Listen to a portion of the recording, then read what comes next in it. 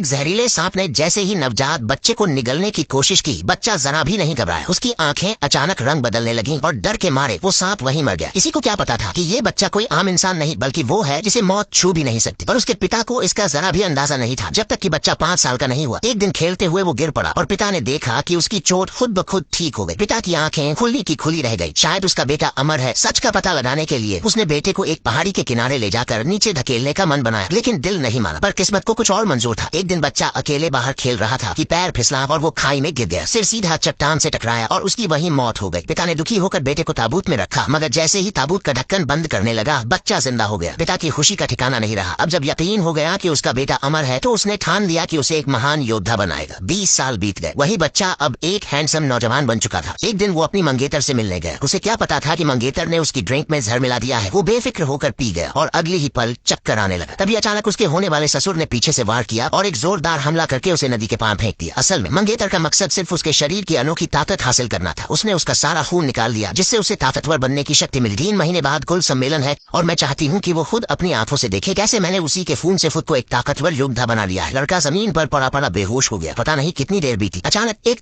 दार बिजली गिरी और उसके गले में लटकती ताबीज से एक चमक निकली। 3 दिन बाद जब वो उठा तो नौकरानी ने बताया कि उसकी मंगेतर ने अब 5 दिव्य शक्तियां सीख ली है और कुल की नई उत्तराधिकारी बनने वाली है। उसके माता पिता को भी घर से निकालकर लकड़ी के स्टोर में डाल दिया गया। लड़के ने खुद को फिर से ठीक करने की कोशिश की, मगर जैसे ही शक्ति बढ़ाई खून की उल्टी हो गई। खून ताबीज पर गिरा और फिर से वही ताबीज चमक उठा। इस बार न सिर्फ उसके जख्म भर गए बल्कि उसकी आत्मा को ताबीज के भीतर खींच लिया गया। ताबीज के अंदर उसकी खून की शक्ति फिर से बननी शुरू हो गई और इस बार पहले से भी ज्यादा ताकतवर। फिर ताबीज के अंदर से 3 दिव्य ग्रंथ प्रकट हुए। उसने कसम खा ली अब बदला लेकर रहेगा। वो दिन रात साधना में जुट गया। हालांकि अब वो पहले से कई गुना शक्तिशाली हो गया था, लेकिन अपनी मंगेतर को हराने के लिए उसे और शक्ति की जरूरत थी। कुल सम्मेलन नजदीक आ रहा था और वो जल्द ही परिवार की अगली लीडर बनने वाली थी। अपनी शक्ति और बढ़ाने के लिए वो अकेले ही मायावी पर्वत की ओर निकल पड़ा। वहाँ उसे एक प्राचीन राक्षसी जानवर मिल गया, लेकिन उसने एक ही मुक्के में उसे खत्म कर दिया। पता चला कि वो जानवर एक दिव्य औषधि रजत अमृत बूटी की रक्षा कर रहा था। जैसे ही वो औषधि लेने लगा उसे 2 अजनबियों की बातचीत सुनाई दी। वो मंगेतर के ही घर के गद्दार थे जो कुल सम्मेलन से पहले ही 10 लाख की चांदी की पर्चियां चुरा कर भाग रहे थे। उसने पहले तो ध्यान न देने का सोचा, मगर जब उन लोगों ने उसे देख लिया